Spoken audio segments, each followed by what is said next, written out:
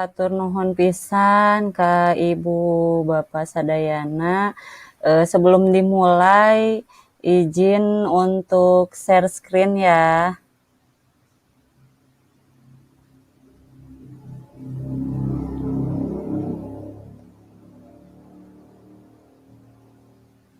Ya, baik. Bapak dan Ibu, kita mulai acara ini. Assalamualaikum warahmatullahi wabarakatuh.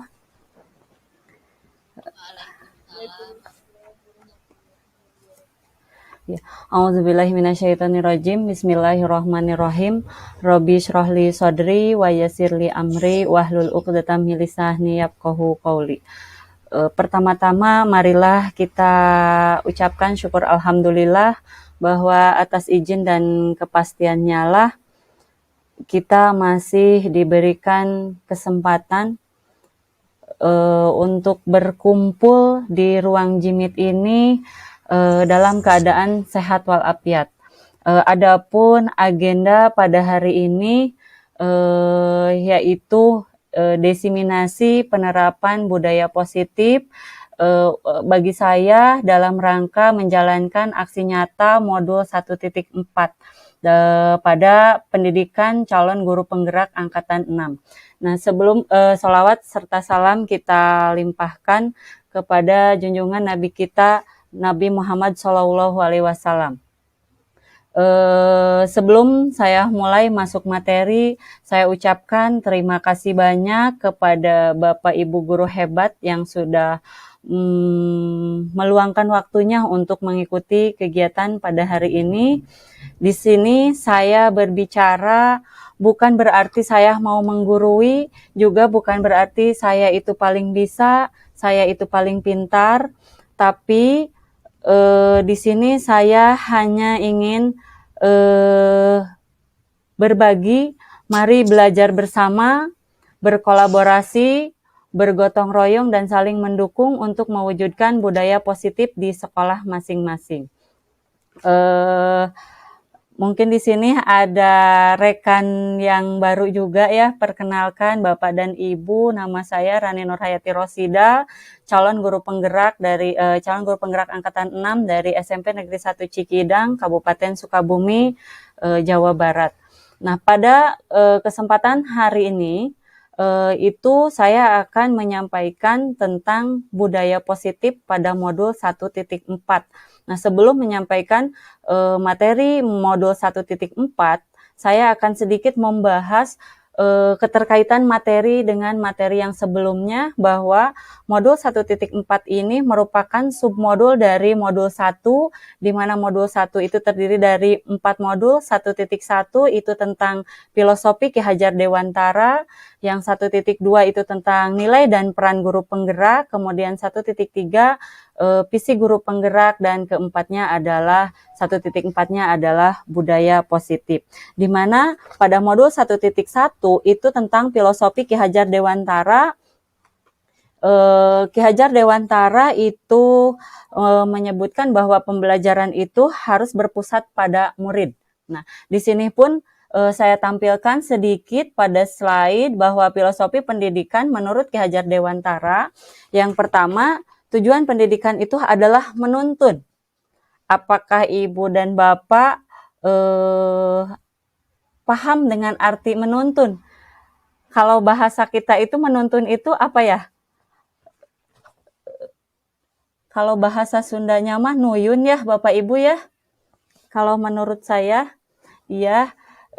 Nah, di sini katanya menuntun segala kodrat yang dimiliki anak agar ia mampu mencapai keselamatan dan kebahagiaan setinggi-tingginya.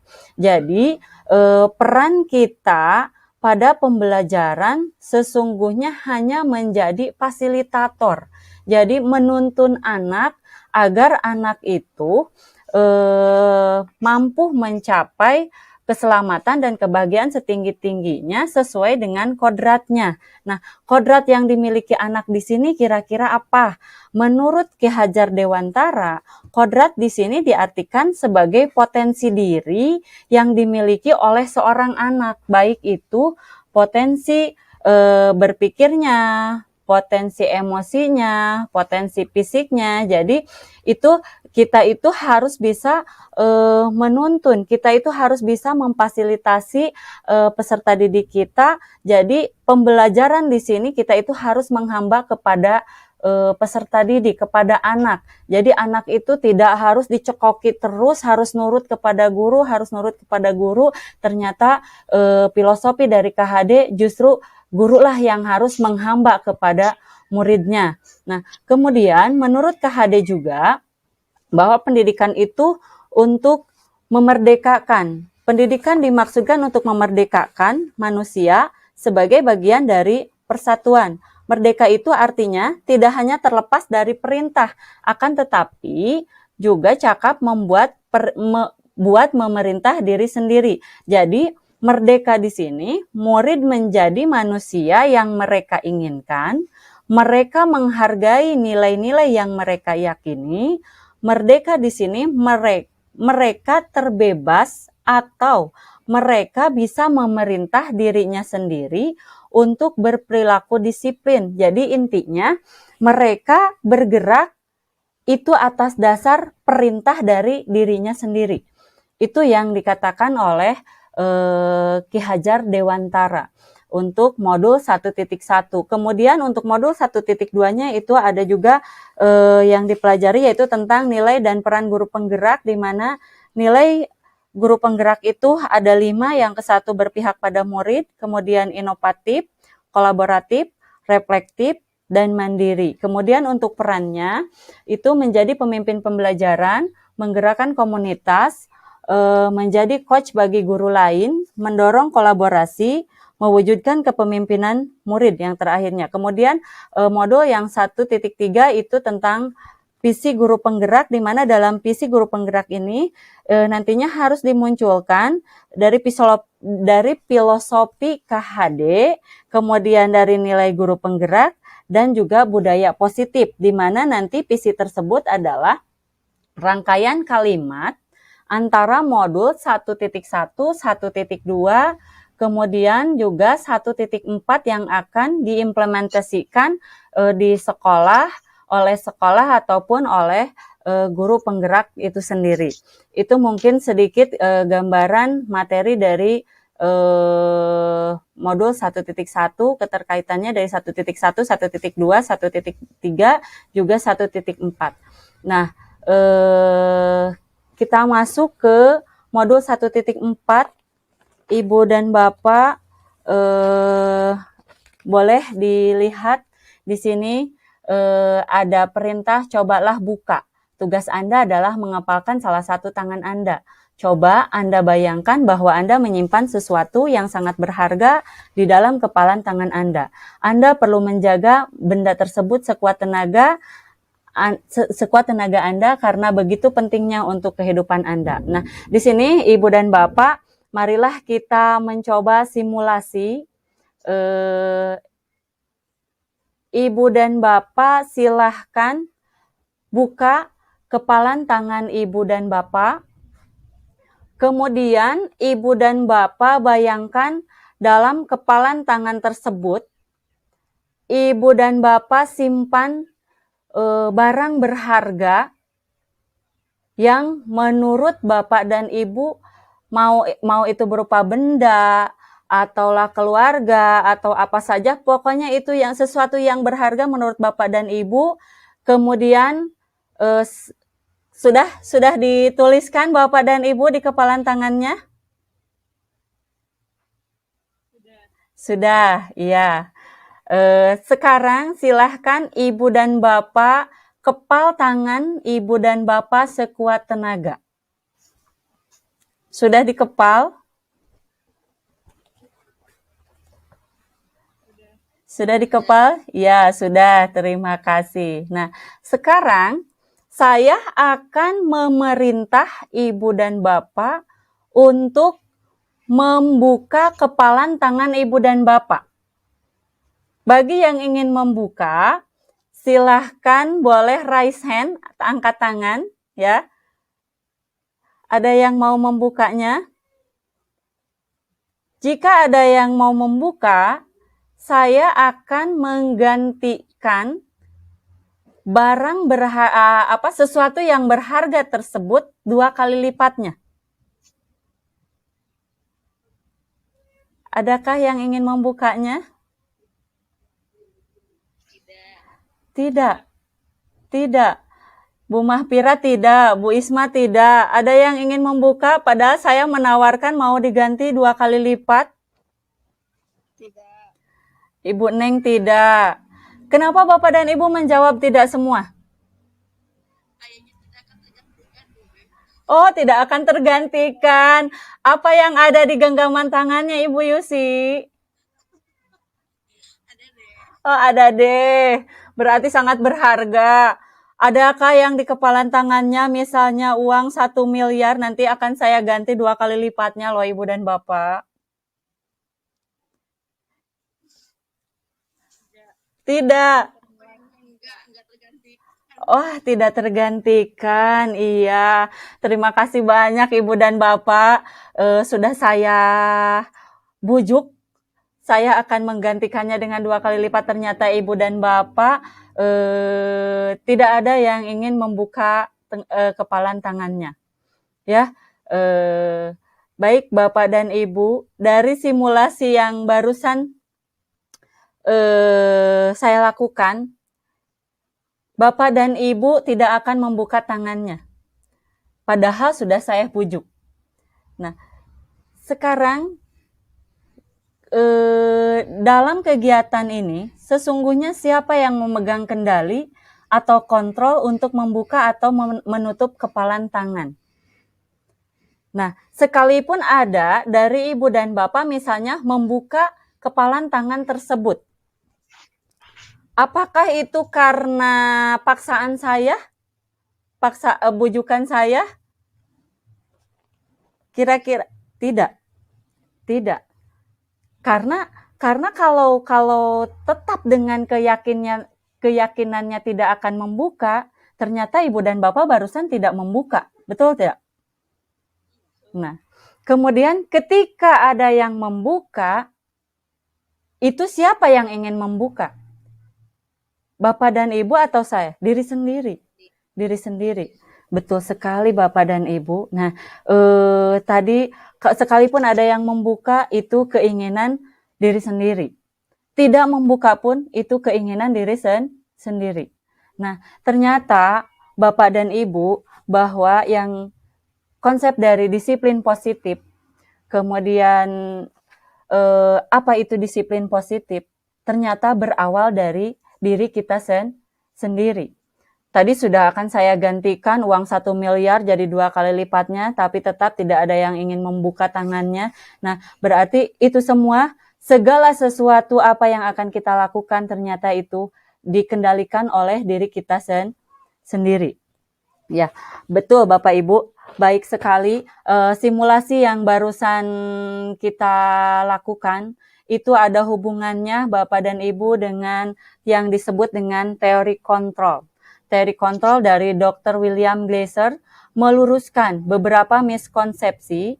Yang ke-1 ada ilusi guru mengontrol murid. Ilusi itu hanya sebuah hayalan ya Ibu dan Bapak. Ternyata ilusi guru mengontrol murid. Di sini disebutkan guru mengontrol murid itu hanya ilusi. Murid itu nurut kepada guru itu ternyata bukan karena atas dasar paksaan guru. Tapi di situ terjadi koneksi, ada kebutuhan. Murid berangkat dari rumah itu untuk belajar. Karena guru yang memberikan pelajaran, maka murid tersebut mengikuti pembelajaran apa yang diberikan oleh gurunya. Jadi, Bapak dan Ibu ternyata menurut teori kontrol ini, murid itu mengikuti belajar bukan karena gurunya. Tapi murid tersebut mengikuti pembelajaran karena ia mempunyai kebutuhan. Jadi, yang ke-1 ilusi guru mengontrol murid. Yang kedua, ilusi bahwa semua penguatan positif, efektif, dan bermanfaat. Nah, tadi yang dikaitkan dengan tadi kepalan tangan. penguatan positif. Penguatan positif, misalnya saya membujuk, ternyata tadi bujukan saya tidak berhasil, ternyata tidak efektif. Ada juga yang tidak mau membuka kepalan tangannya. Nah, bahwa siapa tahu mungkin tadi ada yang sudah membuka, tapi karena tidak ada yang membuka, jadi ikutan tidak membuka. Nah, jadi penguatan positif itu semua penguatan positif, efektif, dan bermanfaat itu hanya berjangka pendek saja, Ibu dan Bapak. Nah, kemudian yang ketiga, ilusi bahwa kritik dan membuat orang merasa bersalah dapat menguatkan karakter. Berbicara kritik, apakah Ibu dan Bapak menerima ketika ada orang yang mengkritik kita?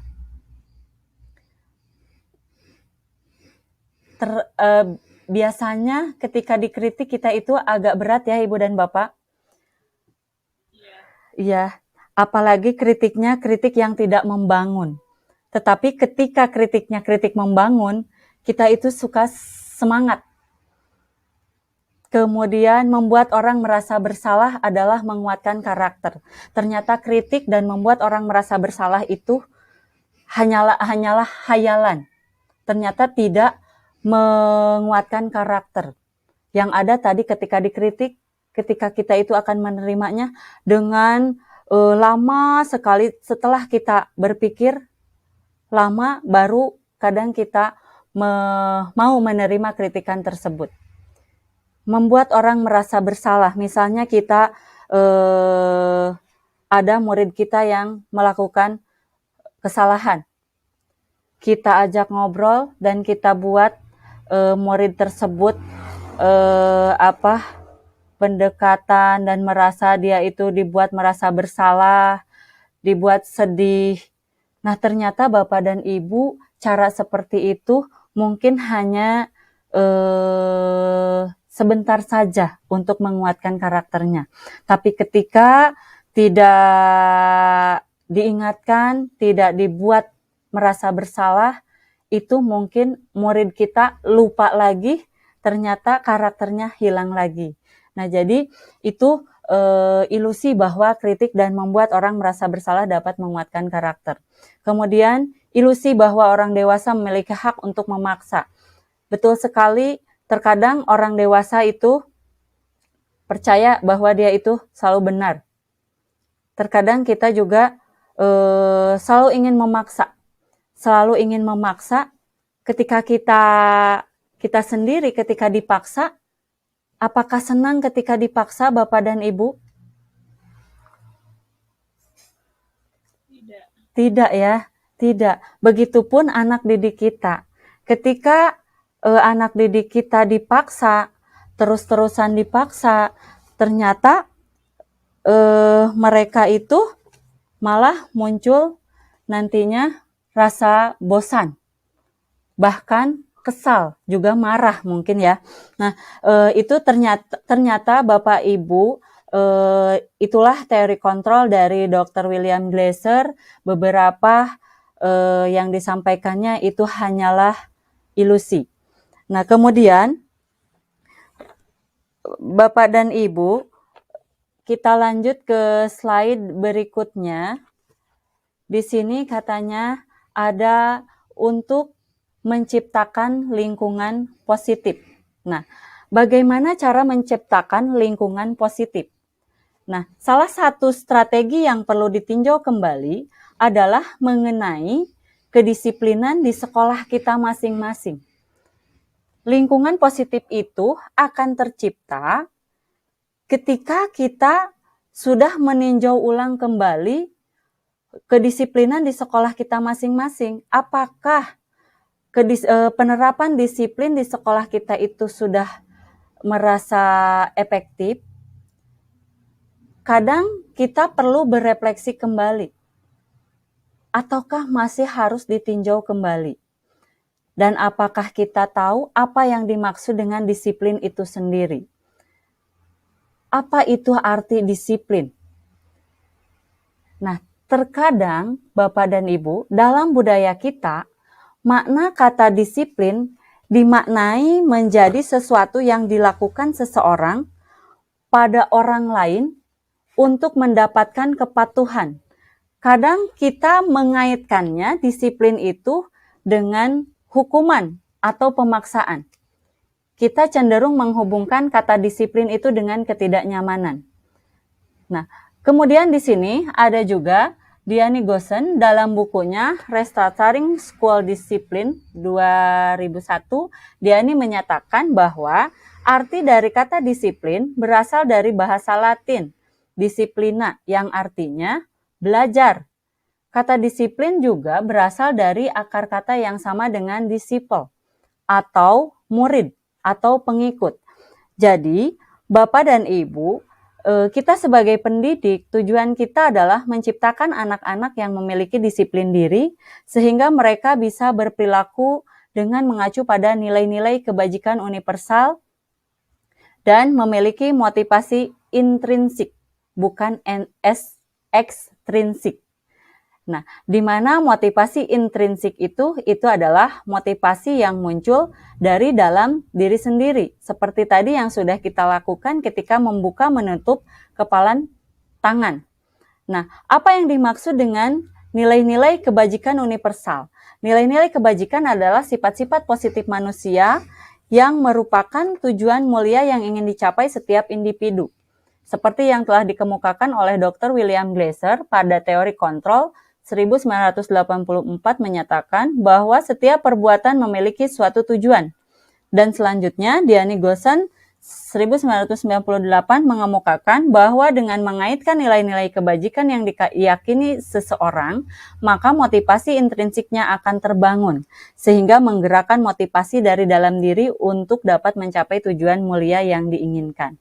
Nah, nilai-nilai kebajikan ini adalah nilai yang sudah disepakati itu oleh norma, oleh karakter manusia, juga oleh semua masyarakat. Nah, apa saja contoh-contoh dari nilai kebajikan itu sendiri? Di mana nilai-nilai contohnya sekarang mungkin di sekolah Bapak dan Ibu juga sudah digalakkan, yaitu berkaitan dengan profil pelajar Pancasila, di mana di situ ada yang ke-1 beriman bertakwa kepada Tuhan Yang Maha Esa dan berakhlak mulia, kedua berkebinekaan global, ketiga bergotong royong, keempat kreatif, kelima bernalar kritis, keenam mandiri. Selain itu, ada pun yang disusun oleh The Seven Essential Virtues, yaitu contoh-contoh nilai kebajikannya itu ada empati, suara hati, kontrol diri, rasa hormat, kebaikan, toleransi, keadilan. Nah, itu diantaranya. Selain ini juga masih banyak sekali Bapak dan Ibu nilai kebajikan yang lain yang sudah disepakati oleh masyarakat. Nah, untuk yang selanjutnya Bapak dan Ibu perlu ketahui ternyata bahwa setiap perilaku itu memiliki latar belakang. Di sini kita lanjutkan ke kebutuhan dasar manusia. Teori kontrol menyatakan bahwa ada satu tujuan di balik semua perilaku manusia. Ternyata ketika manusia berperilaku itu semuanya memiliki tujuan, di mana kebutuhan dasar manusia itu terdiri dari 5 kebutuhan. Yang pertama ada kebutuhan bertahan hidup. Ini sifatnya fisiologis. Kira-kira dari Bapak dan Ibu ada yang tahu kebutuhan bertahan hidup kira-kira apa saja? Mangga, yang mau berkomentar bisa dibuka mikrofonnya.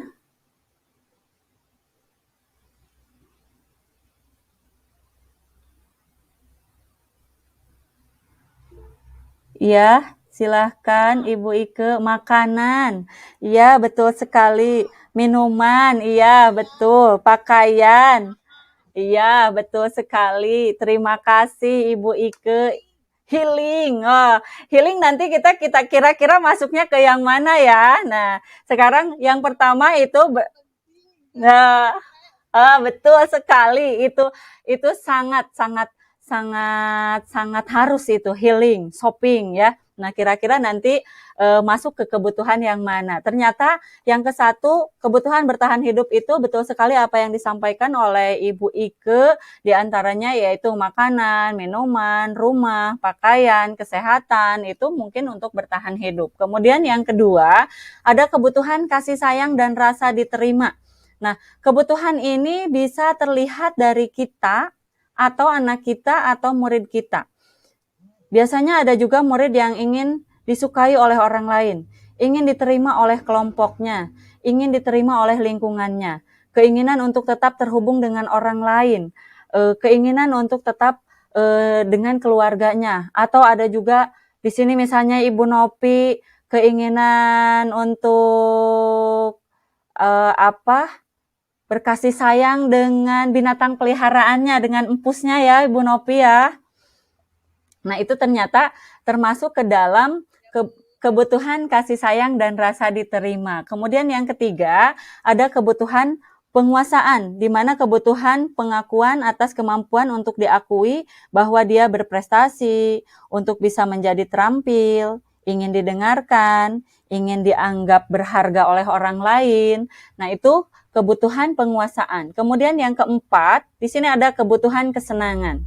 Nah, kebutuhan kesenangan untuk anak berarti kebutuhan kesenangan diantaranya mungkin anak senang bermain, senang tertawa. Kalau ibu-ibu tadi yang disampaikan oleh Bu Ike, kebutuhan healing. Ternyata Ibu Ike healing dan shopping itu termasuk ke dalam kebutuhan kesenangan ya. Jadi kebutuhan kesenangan itu intinya ingin menikmati apa yang kita kerjakan.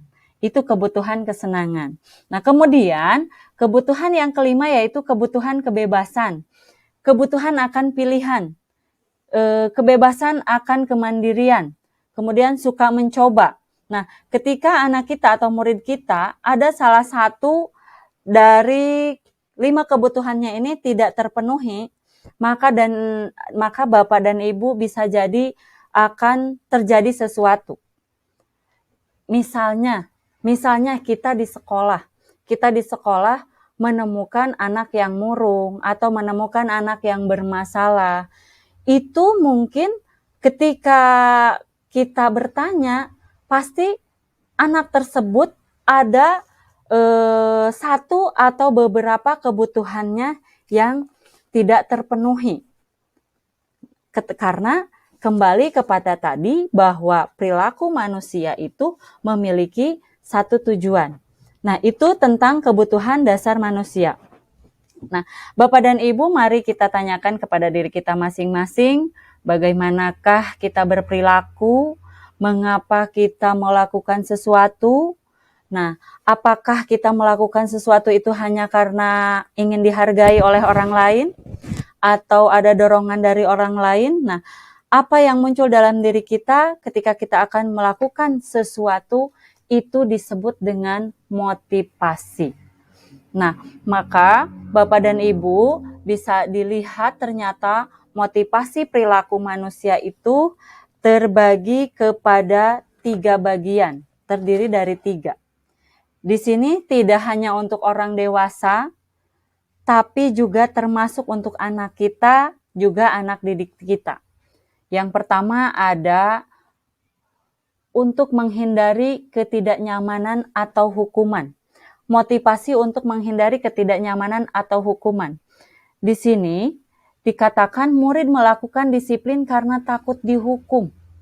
Nah, jadi yang ke-1 itu, misalnya di sekolah, murid itu ibu dan bapak bisa jadi misalnya menggunakan seragam dengan lengkap, terus mematuhi peraturan. Itu jika ditinjau, sebagian memang mungkin anak tersebut itu sudah sadar dengan dirinya sendiri. Tapi mungkin ketika kita tinjau ulang, bisa jadi dari beberapa anak tersebut hanya takut dihukum. Dia hanya menghindari ketidaknyamanan karena hanya takut dihukum saja. Kedua, motivasi yang kedua itu untuk mendapatkan imbalan atau penghargaan dari orang lain. Murid melakukan disiplin karena ingin mendapat imbalan. Nah, murid tersebut bisa menurut kepada kita karena mungkin ingin sesuatu atau mau nurut ke si ibu ini supaya orang mah menang nilainya besar. Misalnya seperti itu.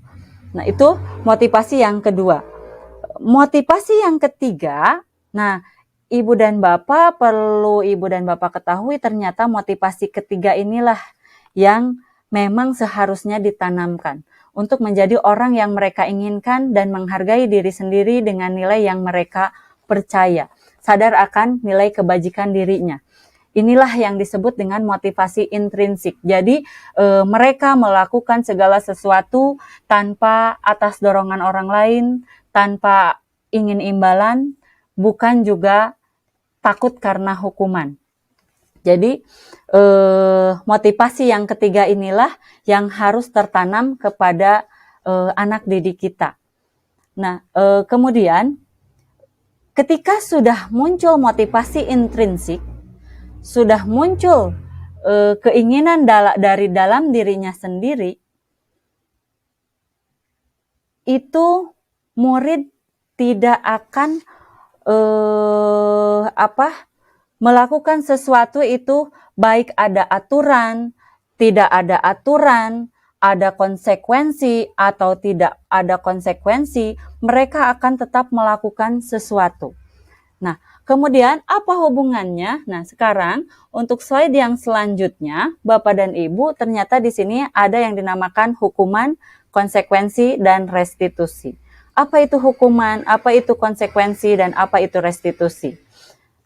Nah, di sini Ibu dan Bapak, hukuman saya sandingkan dengan penghargaan. Kenapa hukuman disandingkan dengan penghargaan? Ternyata hukuman itu sejajar dengan penghargaan. Apa itu hukuman? Hukuman itu bersifat tidak terencana. Hukuman itu tiba-tiba, anak tidak tahu apa yang akan terjadi. Jadi tidak ada perjanjian dulu yang disebut hukuman itu. Tiba-tiba hukuman itu bersifatnya hanya satu arah. Ketika anak datang tidak menggunakan sepatu, langsung dihukum. Apa dampaknya? Dampaknya yaitu akan menyakitkan, tidak nyaman. Mungkin bisa jadi murid atau anak membenci peraturan, murid menyembunyikan kesalahan, bukannya terbuka, tapi karena takut malah menyembunyikan kesalahannya.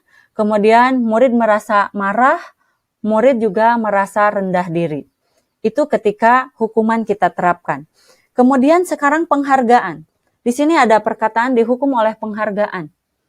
Ternyata penghargaan juga bisa menghukum Bapak dan Ibu.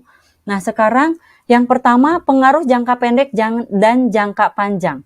Ternyata penghargaan itu sangat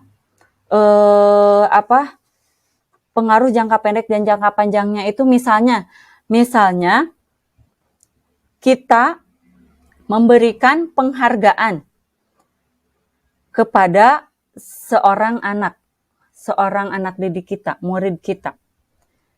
Bagaimana keadaannya nanti ketika penghargaan itu kita hentikan?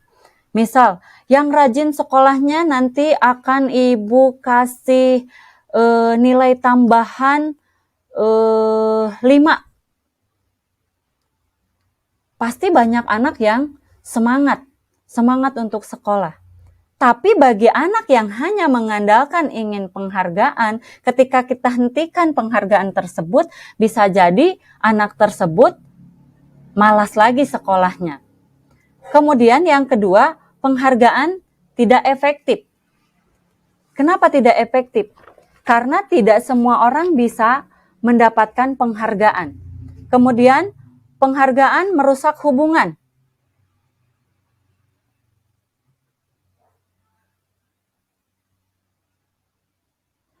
Penghargaan merusak hubungan. Ini contohnya misal ada 2 orang siswa di sekolah, itu satu bangku, siswa yang ke-1 dia mendapatkan ranking ke-1. Dan siswa yang satunya lagi ternyata dia tidak mendapatkan ranking.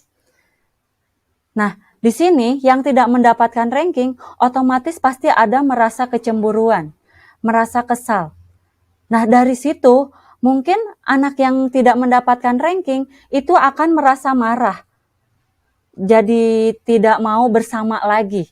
Nah, disitulah yang disebut dengan penghargaan merusak hubungan. Hampir sama dengan penghargaan menghukum. Itu tidak jauh beda. Penghargaan menghukum pun seperti itu.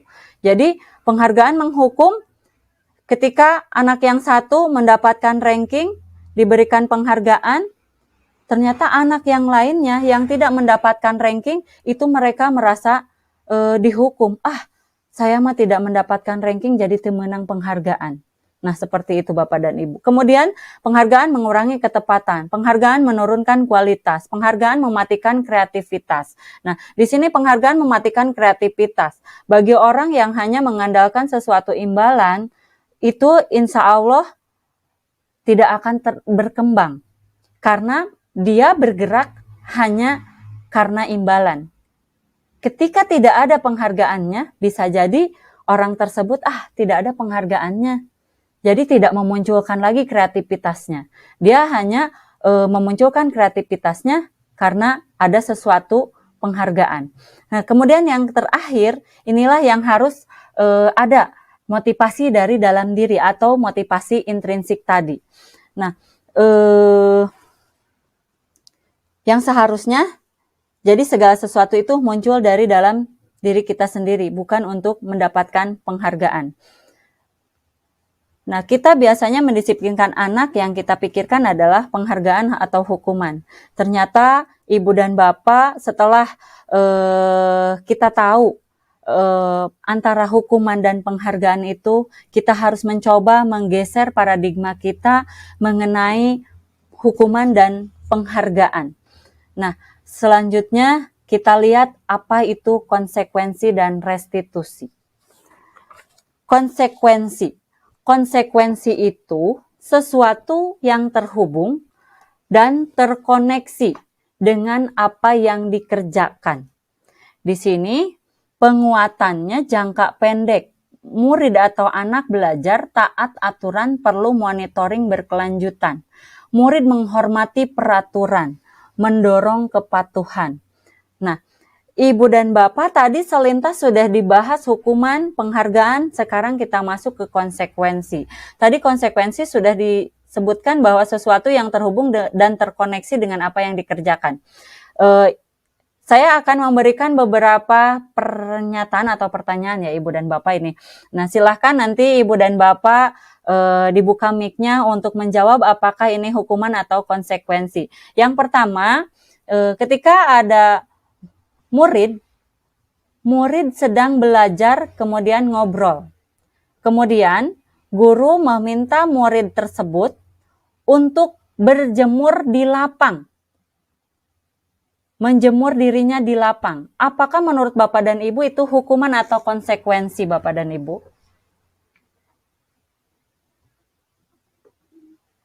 Hukuman ya? Hukuman. Bu Isma hukuman. Hukuman. Bu Yusi hukuman, iya. Betul sekali hukuman. Nah, kemudian yang kedua, ada anak ketika istirahat menyenggol tempat minumnya. Otomatis airnya tumpah. Kemudian, anak tersebut harus membersihkan tumpahan air yang ada di lantai tersebut. Nah, kira-kira itu termasuk ke dalam hukuman atau konsekuensi? Konsekuensi. Baik. Selanjutnya, ada anak yang suka coret-coret meja. Kemudian, anak itu diminta untuk membersihkan meja itu. Kira-kira hukuman atau konsekuensi? Konsekuensi. Kemudian, pada saat pembelajaran olahraga, anak tersebut telat datang 10 menit.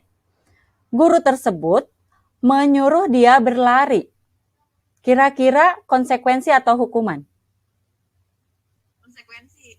Konsekuensi. Kenapa konsekuensi, Bu Yusi? Karena berada di pelajaran olahraga. Oh iya, betul sekali. Keterkaitan ya. Nah, dari beberapa pertanyaan tersebut, nah tadi ada ketika belajar ngobrol disuruh berjemur, itu hukuman tadi. Betul sekali, tidak ada keterkaitannya, tidak ada koneksinya. Belajar dengan berjemur, ya. Kemudian tadi menyenggol tempat minum, airnya tumpah, membersihkan lantai, mengelap airnya. Itu konsekuensi, betul sekali. Karena itu ada keterkaitannya. Kenapa disuruh melakukan mengelap? Karena ya tadi menyenggol tumpahan air tadi. Terus karena mencoret-coret meja, otomatis itu konsekuensinya harus membersihkan meja tersebut. Kemudian ada lagi yang terakhir ini, misalnya tidak mengerjakan PR matematika dan anak tersebut disuruh membersihkan WC. Hukuman, iya betul sekali. Nah, jadi itu Bapak dan Ibu ya, antara hukuman dan konsekuensi, perbedaan dari hukuman dan konsekuensi. Kemudian yang terakhir, dari hukuman, konsekuensi, kita bergeser ke restitusi. Inilah yang diharapkan untuk konsep dari disiplin positif yang kita pelajari pada hari ini, yaitu tentang restitusi, di mana restitusi itu proses menciptakan kondisi bagi murid untuk memperbaiki kesalahan mereka. Nah, belajar bertanggung jawab atas perilakunya, belajar memecahkan masalah, Murid menghargai dirinya dan orang lain dibuat oleh murid. Di mana restitusi itu adalah proses kolaboratif yang mengajarkan murid untuk mencari solusi untuk masalah, membantu murid berpikir tentang orang seperti apa yang mereka inginkan dan bagaimana mereka harus memperlakukan orang lain. Nah, ketika kita menjalankan kedua ini, konsekuensi atau restitusi, ini insya Allah jaminan kedepannya ini adalah identitas sukses. Tapi ketika tadi kita menerapkan hukuman dan penghargaan, itu akan terjadi identitas gagal ternyata Ibu dan Bapak. Nah, kemudian untuk selanjutnya diperjelas juga di sini ada contoh perbedaan antara hukuman, konsekuensi, restitusi. Sebetulnya dengan pertanyaan-pertanyaan barusan pun mungkin sudah Ibu dan Bapak sudah bisa tergambar bahwa perbedaan dari hukuman dan konsekuensi. Nah, di sini ada contoh kasus siswa tidak mengerjakan PR, hukumannya guru itu marah. Guru menghukum murid berjemur jam 12 siang. Nah, konsekuensi guru tegas. Guru memberikan konsekuensi murid mengerjakan PR saat istirahat. Jadi untuk konsekuensi ini karena murid tidak mengerjakan PR, konsekuensinya murid tersebut pada saat jam istirahat harus mengerjakan PR. Kemudian restitusi, itu guru menanyakan keyakinan kelas dan membantu murid menyelesaikan masalahnya. Jadi diingatkan kembali kepada keyakinan kelas atau kesepakatan kelas yang sudah dibuat agar murid tersebut bisa mengingat kembali dan juga bisa menyelesaikan masalahnya. Nah, kemudian yang selanjutnya ada tentang 5 posisi kontrol. Nah, Ibu dan Bapak, kita sebagai tenaga pendidik, ternyata di sini ada 5 posisi kontrol. Saya yakin di antara Ibu dan Bapak di sini kita sudah pernah melakukan. Marilah Ibu dan Bapak kita bersama-sama berefleksi sendiri. Selama ini kita berada di posisi yang mana? Nah, ternyata 5 posisi kontrol. Yang pertama ada sebagai penghukum, pembuat rasa bersalah, sebagai teman, sebagai pemantau, ada juga sebagai manajer. Di mana sebagai penghukum Bapak dan Ibu itu misalnya di sini kita langsung contohkan terhadap sebuah kasus murid terlambat datang ke sekolah. Sebagai penghukum. Nah, ciri dari penghukum Bapak dan Ibu itu satu, nada berbicara keras, membentak, mata melotot, berkacak pinggang. Mungkin di sini dampaknya murid akan menjadi dendam. Contohnya, murid terlambat ke sekolah, selalu datang terlambat. Kapan bisa tepat waktu? Sekarang berdiri di depan kelas. Itu contoh sebagai penghukum Bapak dan Ibu. Kemudian yang kedua, pembuat rasa bersalah. Rasa bersalah ini cenderung bersuara lembut, tenang, namun kata-katanya membuat murid tersebut luluh dan murid itu merasa bersalah.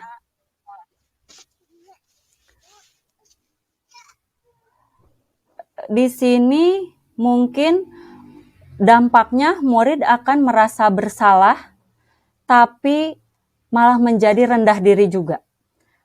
Di sini dicontohkan bahasa-bahasanya, ibu sangat kecewa dengan kamu, berapa kali ibu harus memberitahumu. Nah, kemudian yang ketiga adalah sebagai teman. Sebagai teman itu suara ramah, akrab, murid akan merasa senang. Tapi bisa jadi ibu dan bapak dampaknya murid itu akan ketergantungan. Misalnya guru tersebut, baik si ibu itu mah. Nah, ketika kita tidak ada, murid tersebut tidak mau ke yang lain itu dekat. Misalnya di sini contohkan, ya sudah, kali ini tidak apa-apa. Dengan bahasa yang seperti itu, murid akan senang. Tapi mungkin ketika bertemu dengan guru yang lain yang bahasanya tidak seperti itu, mereka tidak mau menghargai guru yang lain. Nah, kemudian sebagai pemantau. Sebagai pemantau ini bersuara datar, tidak emosi, tidak bersenda gurau, juga tidak bernada tinggi. Di sini anak akan memahami konsekuensi.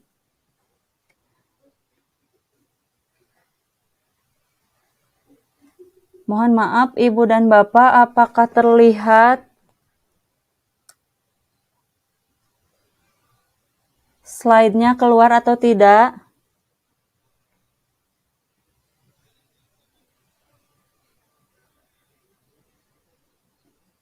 Halo, halo.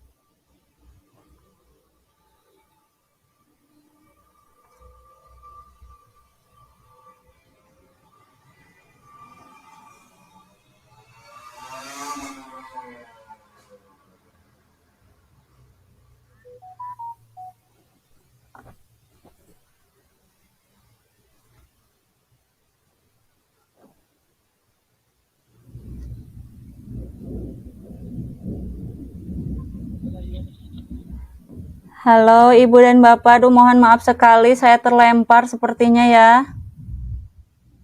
Iya, Bu. Aduh, hapunten, sebentar ya. Izin share screen lagi.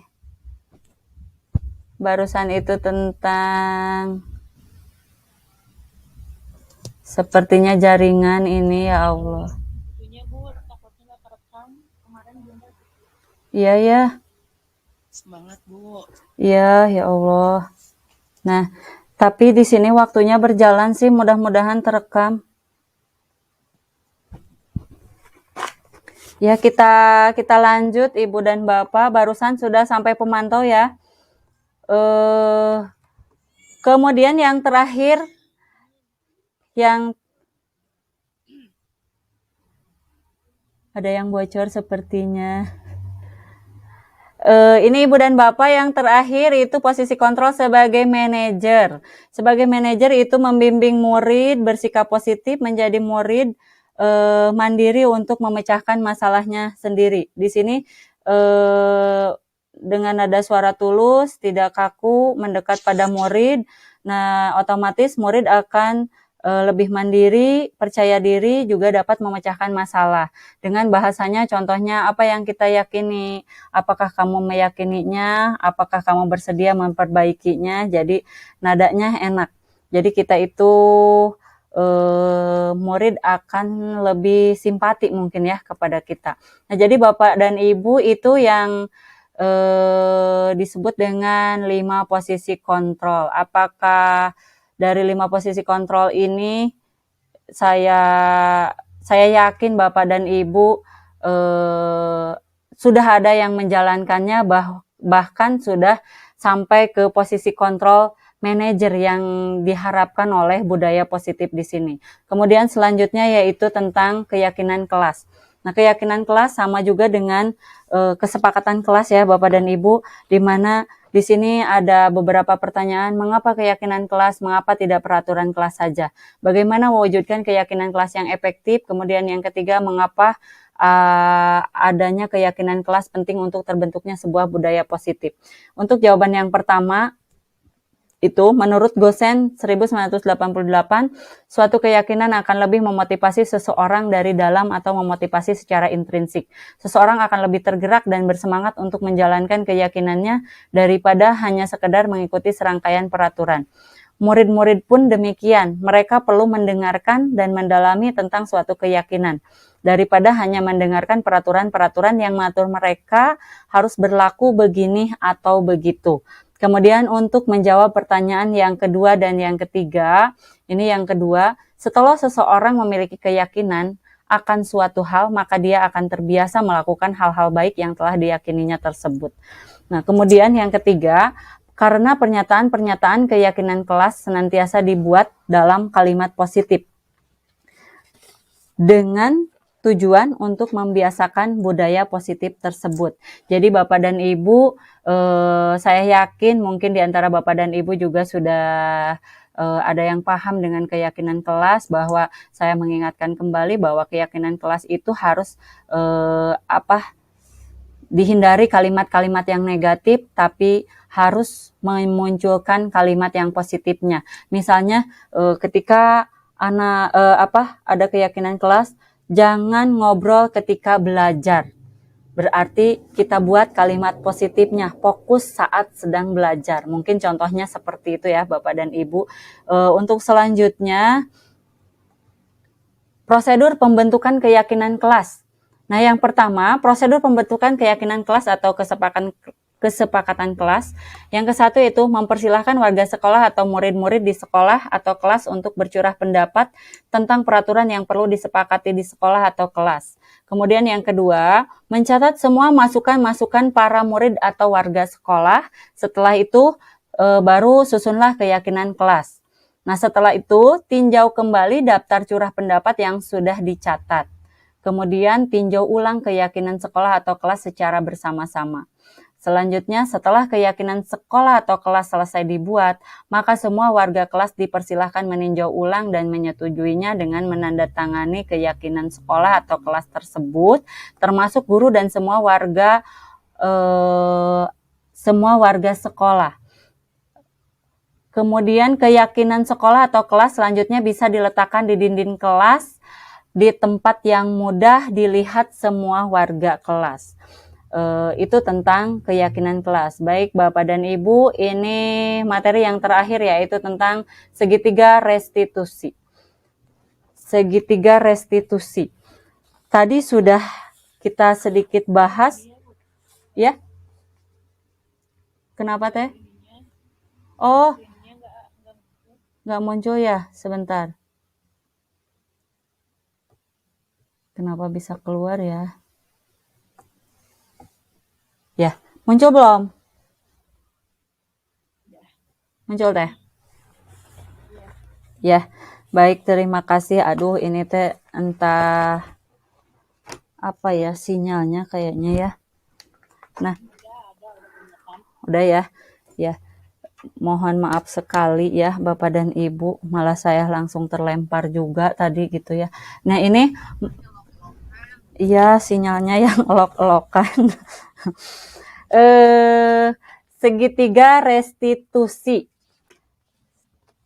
Tadi berkaitan dengan restitusi. Restitusi itu proses menciptakan kondisi bagi murid untuk memperbaiki kesalahan mereka. Di mana segitiga restitusi ini, Ibu dan Bapak, ada 3 bagian atau 3 tahapan. Tahap yang pertama yaitu menstabilkan identitas. Kita semua di sini akan melakukan hal terbaik yang bisa kita lakukan. Kemudian yang kedua, validasi tindakan yang salah. Semua perilaku memiliki alasan. Kemudian tahap yang ketiga, menanyakan keyakinan. Kita semua memiliki motivasi internal atau tadi motivasi intrinsik itu. Nah, untuk tahap yang ke-1, itu menstabilkan identitas. Bagian dasar dari segitiga bertujuan untuk mengubah identitas anak dari orang yang gagal karena melakukan kesalahan menjadi orang yang sukses. Di sini tahapannya, kalau kita ingin menjadi reflektif, maka kita harus meyakinkan si anak dengan cara mengatakan kalimat-kalimat ini. Contohnya, kita mengeluarkan kalimat, berbuat salah itu tidak apa-apa, tidak ada manusia yang sempurna. Saya juga pernah melakukan kesalahan seperti itu. kita bisa menyelesaikan ini.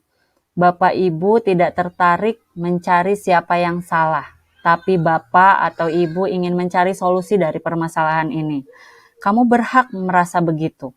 Apakah kamu sedang menjadi teman yang baik buat dirimu sendiri? Itu tahap yang ke-1. Kemudian tahap yang kedua itu validasi tindakan yang salah. Setiap tindakan kita dilakukan dengan suatu tujuan, yaitu memenuhi kebutuhan dasar. Kalau kita memahami kebutuhan dasar apa yang mendasari sebuah tindakan, kita akan bisa menemukan cara-cara paling efektif untuk memenuhi kebutuhan tersebut. Kalimat-kalimat di bawah ini mungkin terdengar asing buat guru, namun bila dikatakan dengan nada tanpa menghakimi, akan memvalidasi kebutuhan mereka. Contohnya, padahal kamu bisa melakukan yang lebih buruk dari ini ya. Kamu pasti punya alasan mengapa melakukan hal itu. Kamu patut bangga pada dirimu sendiri karena kamu telah melindungi sesuatu yang penting buatmu. Kamu boleh mempertahankan sikap itu, tapi kamu harus menambahkan sikap yang baru. Itu contoh-contoh kalimat pada tahapan validasi tindakan yang salah yang bisa kita lakukan ketika nanti kita melaksanakan segitiga restitusi ini.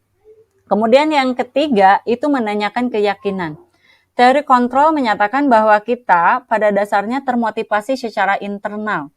Ketika identitas sukses telah tercapai di langkah ke-1 dan tingkah laku yang salah telah divalidasi di langkah kedua, maka anak akan siap untuk dihubungkan dengan nilai-nilai yang dia percaya dan berpindah menjadi orang yang dia inginkan. Pertanyaan-pertanyaan di bawah ini menghubungkan keyakinan anak dengan keyakinan kelas atau keluarga. Contohnya, apa yang kita percaya sebagai kelas atau keluarga? Apa nilai-nilai umum yang kita telah sepakati? Apa bayangan kita tentang kelas yang ideal? Kamu mau jadi orang yang seperti apa? Nah, itu Ibu dan Bapak tahapan-tahapan dari segitiga restitusi, di mana segitiga restitusi ini untuk menangani masalah ketika peserta didik misalnya ada yang melanggar peraturan. Jadi ternyata itu kita tidak boleh menghukumnya langsung, tetapi kita harus menjalankan segitiga restitusi ini. Kita harus memanggil mereka, kita harus menanya mereka, kita harus menjalankan segitiga restitusi ini. Dari mulai kita bertanya apa alasannya, mengapa anak tersebut melakukan seperti itu, kemudian apakah kita tanya apakah anak tersebut ingin memperbaiki kesalahannya dan tidak akan mengulanginya lagi. Dan saya pun pernah mencoba, Bapak dan Ibu pernah mencoba melakukan segitiga restitusi ini ketika saya menemukan seorang anak yang sedang tertidur. Nah, di situ saya coba menanganinya dengan menggunakan segitiga restitusi. Jadi kita tidak langsung marah ketika melihat anak tersebut tertidur. Pada tahapan menstabilkan identitas, saya memanggil anak tersebut, menanyakan kenapa kamu bisa tidur di dalam kelas, apa alasannya. Nah, kemudian anak tersebut menjawab karena saya bangunnya siang. Kemudian saya tanya lagi di tahapan validasi tindakan yang salahnya, ketika kamu bangun siang, kamu pasti punya alasannya. Kenapa kamu bisa bangun siang? Alasannya kenapa? Ternyata anak tersebut menjawab, karena saya bangun kesiangan, semalaman saya main HP, main medsos. Jadi dia itu tidurnya kesiangan. Nah, kemudian di tahap menanyakan keyakinan, saya mengingatkan kembali anak tersebut, menanya kembali apakah kamu masih ingat tentang keyakinan kelas yang sudah kita sepakati, dan dia menjawab, saya masih ingat Bu bahwa murid harus fokus saat pembelajaran dan saya tidak akan mengulanginya kembali. Nah, baik Bapak dan Ibu, mungkin itu materi yang bisa saya sampaikan. Sekali lagi tadi di awal saya sudah menyampaikan, mohon maaf sekali, bukan berarti saya menggurui, bukan berarti saya merasa paling pintar, tapi saya hanya ingin mencoba sharing apa yang telah didapat oleh saya di pendidikan calon guru penggerak. Mudah-mudahan materi yang saya dapat itu bisa saya implementasikan, dan juga setelah saya menyampaikan kepada ibu dan bapak juga bisa mendapatkan manfaat dari apa yang sudah saya sampaikan. Nah, sebelum saya tutup ruang jimit ini, saya ingin meminta umpan balik dari ibu dan bapak, ingin meminta tanggapannya tentang apa yang telah saya sampaikan, ataupun mungkin atau ada pertanyaan. Kalau ada pertanyaan, kalau saya bisa menjawabnya, insya Allah saya jawab. Tetapi jika tidak bisa menjawabnya, mungkin nanti kita bisa berkolaborasi dengan ibu dan bapak yang ada di ruang jimit ini. Mangga ibu dan bapak boleh angkat tangan bagi yang ingin memberikan tanggapan. Saya sangat berharap sekali. Mangga, adakah ibu dan bapak yang mau memberikan tanggapan?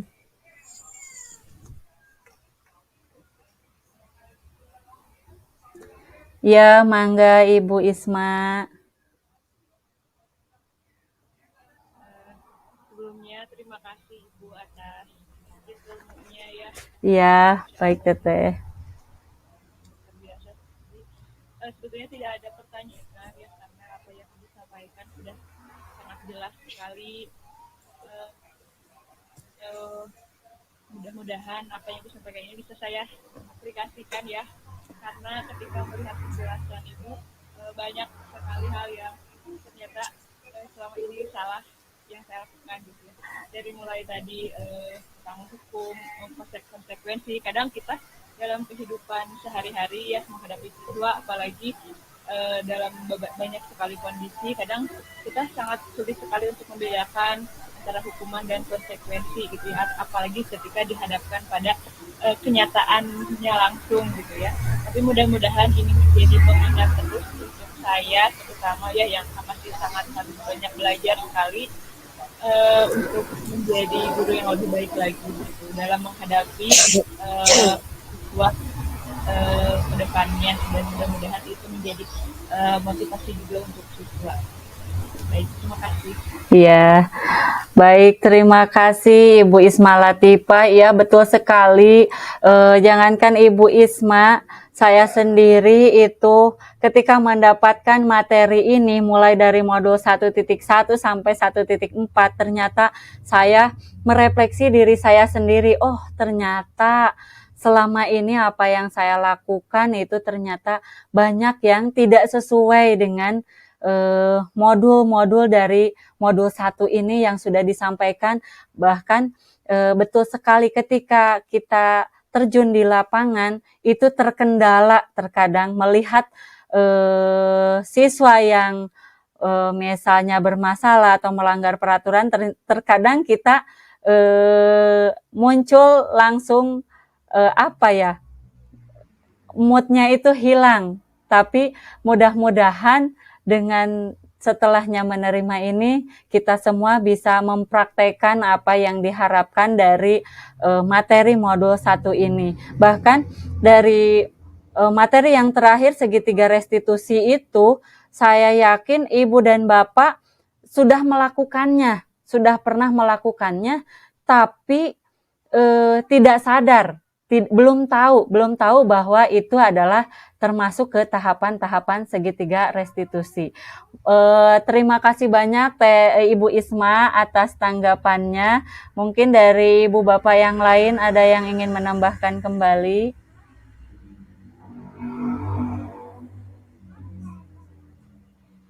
Atau cukup Ibu dan Bapak? Terima kasih banyak ya Ibu Isma. Iya Ibu, sama-sama. Terima kasih juga. Ada lagi kah? Oh iya, mangga Ibu Ike.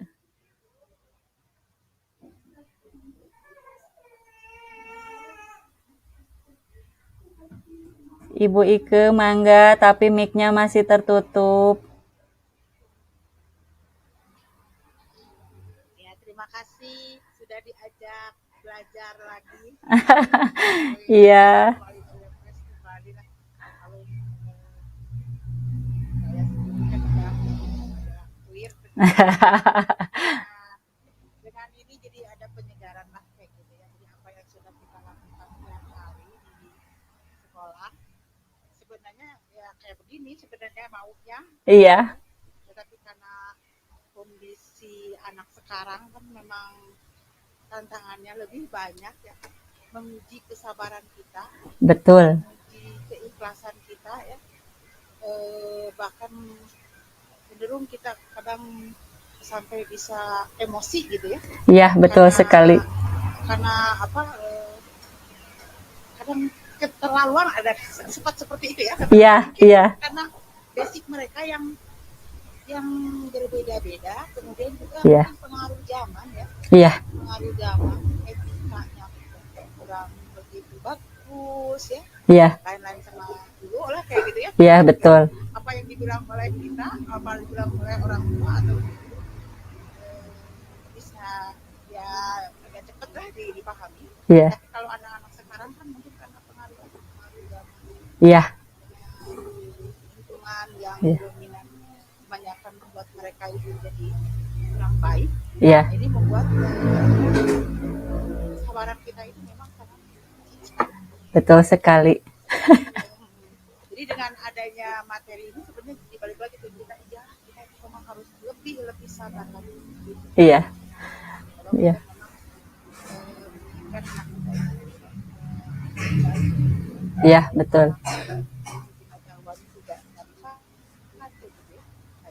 Jadi bagi saya materi ini mengingatkan kembali refresh kembali kalau memang kita itu memang harus lebih sabar lagi untuk menghadapi keadaan anak sekarang yang terlah ya.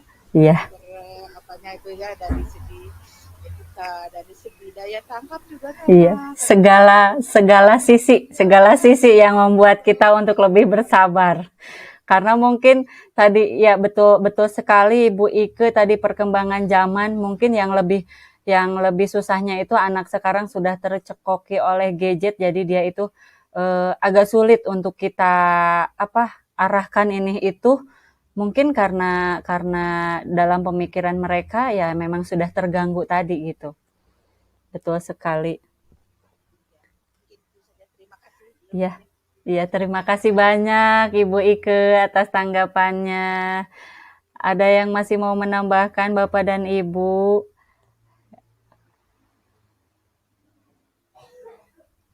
Tidak ada lagi mungkin ya. Ya, baik Bapak dan Ibu, ternyata di sini tidak ada lagi yang raise hand. Alhamdulillah, terima kasih banyak atas waktunya. Ibu dan Bapak sudah bersedia berkenan mengikuti kegiatan pada hari ini. Mudah-mudahan semua kebaikan Ibu dan Bapak itu bisa Allah balas dengan kebaikan juga. Saya pamit undur diri. Mohon maaf atas segala kesalahan, kekurangan, kehilapan. Mohon dimaafkan sekali lagi. Mudah-mudahan materi apa yang saya sampaikan barusan bisa bermanfaat khususnya bagi saya, juga bisa bermanfaat bagi Bapak dan Ibu semua. Nah, mungkin untuk menutup acara ini, Bapak dan Ibu, kita ucapkan hamdalah bersama-sama. Alhamdulillahirabbil alamin. Hatur nuhun kasadayana. Hapunten pisan parantos ngawagel waktosna. Mangga yang mau live, takutnya masih banyak kegiatan yang lain, mangga disilahkan. Hatur nuhun kasadayana. Assalamualaikum warahmatullahi wabarakatuh.